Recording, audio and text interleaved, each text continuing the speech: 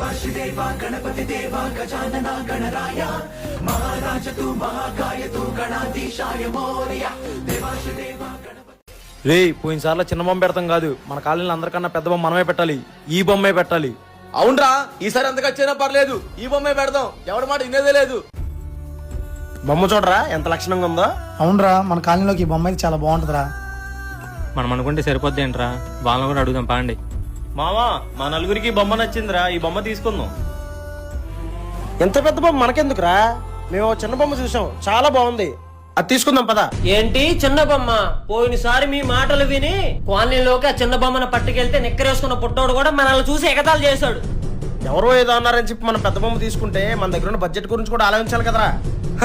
అబ్బో చెప్పొచ్చాడయ్యా, చందాలకు రమ్మంటే రాడు, పందిరాస్ దగ్గర రమ్మంటే రాడు. ఈడు బడ్జెట్ల గురించి మాట్లాడుతున్నాడు. ఏంట్రా నోటుకొచ్చిన మాట్లాడుతున్నావు? ఇంతకాలం బొమ్మ పెట్టింది అక్కడ వాళ్ళ ఇంటి దగ్గర కాదా? పైగా ప్రసాదాలు ఉండేది ఎవర్రా, వాళ్ళ అమ్మగారు కాదా? ఏంట్రా వాళ్ళు ఏదో ధర్మప్రభుల్లో మాట్లాడుతున్నాం, వాళ్ళ సొంత డబ్బులతో చేశారండి, దేవుడి డబ్బులతోనే చేసింది. ధర్మం గురించి మనమే మాట్లాడుకోవాలి. పోయినసారి అన్నదానం పేరుతో ఎవడెవడు ఎంత తిన్నాడో మనకు తెలుసులే. అవునవునరా, మేమే తిన్నాం. రికార్డ్ డాన్సులు ఎవరి డబ్బులతో పెట్టారు? డీజే ఎవరి డబ్బులతో పెట్టారు? మీ తాత వచ్చి పెట్టాడా? అవునరా, మీరు పెట్టిన రికార్డ్ డాన్సులకి పైనుంచి మా తాత వచ్చి నాగిన్ డాన్స్ చేశాడు. నీ మందుకు కూడా దేవుడి డబ్బులే. ఏంట్రా దేవుడి డబ్బులతో తాగే చిల్లరగాల్లా కనబడుతున్నావా? సోదరా, వచ్చేప్పుడు సంతోషంగా వచ్చారు, ఎందుకంత గొడవ పడుతున్నారు?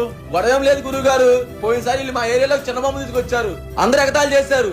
ఈసారి ఆ పెద్ద బొమ్మ తీసుకుంటారంటే వద్దా అన్నారు. హే బాబు, మీ వాళ్ళు చెప్పినట్టు ఈసారి ఆ పెద్ద బొమ్మ తీసుకోవచ్చు కదా. పెద్ద బొమ్మ తీసుకోవాలంటే మాకు అభ్యంతరం ఏం లేదు గురువు గారు, మా ఏరియా సందులు చాలా చిన్నవి, చిన్న బొమ్మ తిరగాలంటేనే చాలా కష్టంగా తిరుగుతున్నాయి, అలాంటిది పెద్ద బొమ్మ అంటే. అవునా, మీకు విషయం చెప్తాను, కోప్పడకుండా శ్రద్ధగా వింటారు కదా. అరే గురుగారు ఏదో చెప్తున్నారు, మీకే వినండి. మీరు ఈ వేడుకని భక్తితో చేస్తున్నారా, మీ గొప్పల కోసం చేస్తున్నారా? కొంతమంది ఉంటారు గొప్పల కోసం, మేమైతే భక్తి కోసమే చేస్తున్నాం. నిజంగా మీరు భక్తితో అడుగు విగ్రహం పెడితే ఎదుటి వారికి ఆకాశం అంత ఎత్తు కనపడుద్ది. అలాగే మీ గొప్పల కోసం ఆకాశం అంత ఎత్తు పెట్టినా ఎదుటి వారికి చిన్నగానే కనపడుద్ది. సాక్షాత్ పార్వతీదేవి నలుగురి నుంచి ఉద్భవించిన లంబోదరుణ్ణి మీ గొప్పల కోసం ఆయన రూపాలు మార్చి మీరు రూపాలు మార్చుకుంటున్నారు. భక్తితో కొలవండి.